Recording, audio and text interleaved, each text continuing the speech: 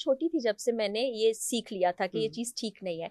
तो जब आप किसी चीज़ को जान लेते हैं कि ये ठीक नहीं है तो फिर आप उससे बच जाते हैं। तो मैंने अपने इर्द-गिर्द लोगों से, अपने दोस्तों से भी बहुत कुछ सीखा।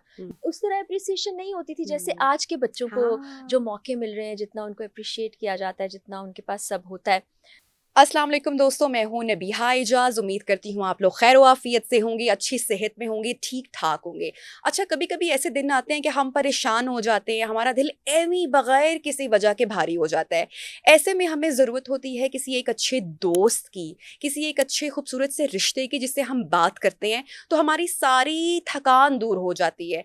अच्छा, आज की हमारी मेहमान भी एक ऐसी ही खातून है जिनको मैंने जब भी सुना है, आप यकीन करें कि आप किसी भी जोन में हों, इतनी पॉजिटिविटी, इतनी अच्छी वाइब इनसे आती है कि वैसे ही इनको सुन के अल्लाह ताला पे तवक्कुल बढ़ जाता है।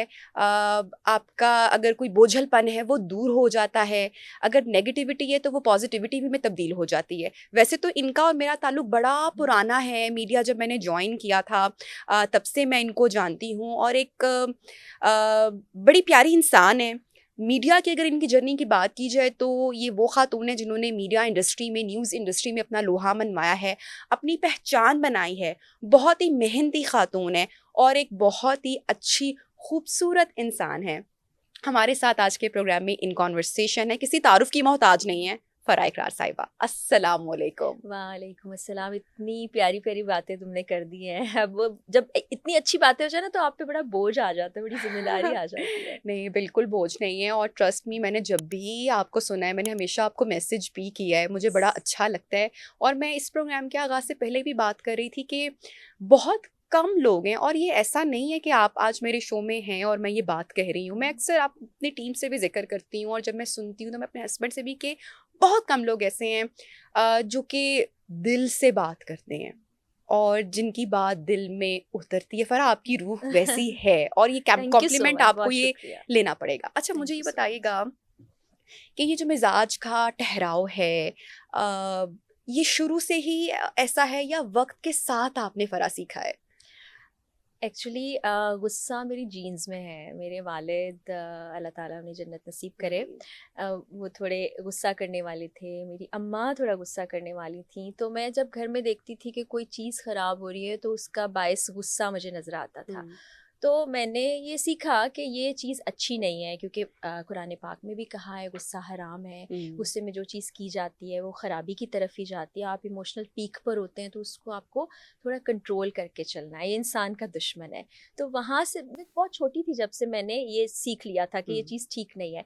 तो जब आप किसी चीज़ को जान लेते हैं कि ये ठीक नहीं है तो फिर आप उससे बच जाते हैं, हम्म। बचने के रास्ते और तरीके ढूँढ लेते हैं। हम्म। तो मैंने उस पर कंट्रोल करना सीखा कि जब मैं किसी भी इमोशन के पीक पर हूँ, कोई भी इमोशन, तो मुझे थोड़ा खामोश रहना है, थोड़ा इवैल्यूएट करना है चीज़ों को, उसके बाद रिएक्ट करना है। नॉर्मली हम करते क्या है नबीहा, हम फौरी रिएक्ट कर देते हैं और जिससे आप देख लो चीज़ें ख़राब हो जाती हैं। तो ये मैंने सीख लिया। फिर ओवर द ईयर्स मुझे इससे बड़े पॉजिटिव अच्छे रिजल्ट्स मिले। मुझे लगता है कि मेरा इनर सेल्फ बहुत अच्छा हो गया, काम हम्म। हो गया, पीसफुल हो गया, और हर गुजरते दिन के साथ और बेहतरी आती जा रही है। तो अपनी ज़ात पर मैंने ज़िंदगी में सबसे ज़्यादा हम्म। काम किया। तो फरा, ये तो ट्रांसफॉर्मेशन लाना बड़ा मुश्किल होता है। मुझे लगता है कि जैसे जैसे हम एज कर रहे होते हैं, ग्रो कर रहे होते हैं, हमारे इमोशंस जो हैं वो पीक उनमें आ रही होती है। तो फरा एक्चुअली कैसी खत थी, उनका बचपन कैसा था? अगर हम शुरू से स्टार्ट करें, हुँ। कहाँ पढ़ी, बचपन में कैसी थी, और फरा मीडिया में आने से पहले कैसी फरा थी? मेरी अम्मी बताती हैं, क्योंकि बहुत छोटी जब मैं थी तो वो उस तरह याद नहीं है, कि तुम एक खामोश तबा बच्ची थी। हम्म। तुम एक जगह बैठी होती थी, किताबें पढ़ने का शौक़ था, कभी बाहर जाके बच्चों के साथ खेलती भी थी तो वापस आ जाती थी। फिर मुझे स्कूल कॉलेज का ज़माना याद है कि मैं एक्स्ट्रा करिकुलर एक्टिविटीज़ में बहुत एक्टिव थी, हम्म। डिबेट्स किया करती थी, टीचर्स की फ़ेवरेट थी क्योंकि मैं हम्म। पढ़ाई में बहुत ज़्यादा अच्छी थी, बहुत दोस्तियाँ नहीं थी। हम्म। तो आप समझ सकते हैं कि शायद मैं एक इंट्रोवर्ट रही बहुत अरसे हम्म। तक। फिर कॉलेज में आई यही एक्टिविटीज़ रहीं, मैं बहुत ज़्यादा लोगों में सोशलाइज़ नहीं करती हम्म। थी। और अभी भी ज़िंदगी में देखें तो मैं उँगलियों पर गिन सकती हूँ जो मेरे करीबी हम्म। लोग हैं जिनसे मैं मिलती हूँ, हम्म। और वो सब वही हैं जिनसे अगर कभी मैं ज़िंदगी में हुँ। ऐसी बात कह दूँ जो अच्छी नहीं है, तो वो मुझे बताएँगे कि ये अच्छी अच्छी बात नहीं है। तो मैंने अपने इर्द-गिर्द लोगों से, अपने दोस्तों से भी बहुत कुछ सीखा। मेरी हुँ, ज़िंदगी में, मेरे हुँ, मिज़ाज में, मेरी हुँ, शख्सियत में जो तब्दीलियाँ आईं, उसका कंट्रीब्यूशन उन तमाम दोस्तों का भी है, उनका भी मैं बहुत शुक्रिया अदा करना हुँ, चाहूँगी। फिर ऐसे लोग जो आपके साथ मिज़ाज में, रवैये में या किसी चीज़ में ठीक नहीं करते, मैंने उनसे भी सीखा। थैंक यू सो मच आप सबका भी, कि हुँ, मैंने ये भी सीखा कि मुझे ऐसा नहीं बनना है या ऐसा नहीं करना है, ये हुँ, चीज़ें ज़िंदगी के लिए अच्छी नहीं है। तो ज़िंदगी के हर लम्हे, हर पहलू, हर दौर में मैं सीखती रही।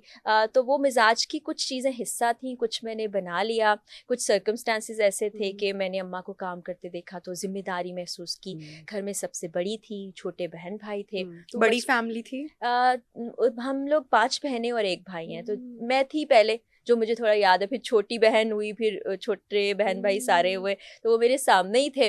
तो वो एक एहसास ज़िम्मेदारी होती है ना, अम्मा कहती थी, "तुमने ऐसे किया, तो ये क्या सीखेंगे?" तो हुँ। वो एहसास ज़िम्मेदारी से भी आप बड़े मैच्योर हो जाते तो हो। घर घर का जो बड़ा बच्चा है वो वैसे बड़ा लाडला भी होता है। दो बहुत कि उसकी लाडली। एक अदर साइड ये भी होती है कि वो आप वाली बात कि उस पे ज़िम्मेदारी आ जी। जाती है। मैं भी अक्सर अपनी बेटी को यही कहती हूँ कि देखो छोटा भाई है, वो यस। आपके बिहेवियर को अडॉप्ट हुँ, करेगा तो आपको भी आपकी रिस्पॉन्सिबिलिटी कि आप उसको अच्छा बताओ। हुँ। लेकिन बड़ा बच्चा लाडला भी बड़ा होता है, उसकी हर हाँ। चीज़ बड़ी स्पेशल होती है, उसके नाज़ नखरे बड़े उठाए जा रहे होते हैं, उसका पहला-पहला हर काम बड़ा स्पेशल किया जा रहा होता है। हाँ। आपके साथ भी ऐसा ही था?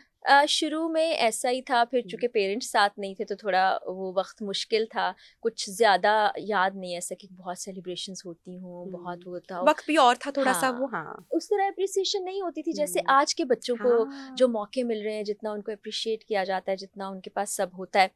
मुझे नहीं याद तब बर्थडेज़ इस तरह से मनाई जाती हों, या हाँ, कुरान पाक जब पढ़ना शुरू किया तो उसकी सेलिब्रेशन हुई हुँ, थी, जब ख़त्म कुरान हो गया तो उसकी सेलिब्रेशन हुँ, हुई थी।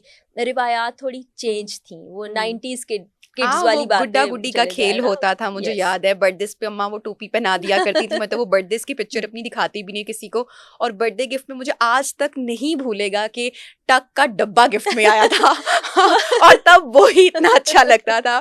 कितना कितना सादा और हमारा बचपन होता सादा था। था, और मुझे याद है अम्मा जो कपड़े लेके आ जाती थी वही हम पहनते थे, जूते आते थे, इतने एक्साइटेड पूरी रात हाँ। उसको देखते रहना, कोई खिलौना मिलना। हुँ, तो बड़ा बचपन ऐसा होता था कि हमें ये चीज़ें बड़ी वैल्यूएबल लगती थी। हुँ, अब शायद चीज़ों की वैल्यू कम हो गई है, हुँ, कुछ समझ से बाहर है, लेकिन वक़्त बदला है। हुँ, हम भी वक़्त के साथ चल तो रहे हैं, लेकिन वैल्यूज़ कहीं न कहीं वही हुँ, पुरानी है।